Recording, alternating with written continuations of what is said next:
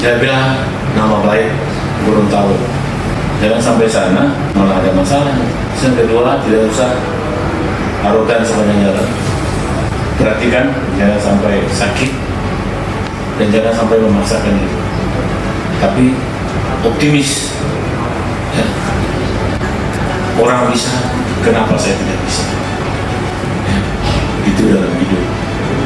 Sekali lagi, saya ucapkan selamat jalan, selamat bertanding. Semoga Gorontalo umumnya, khususnya Polda Gorontalo, mempunyai kebanggaan menghadirkan rekan-rekan.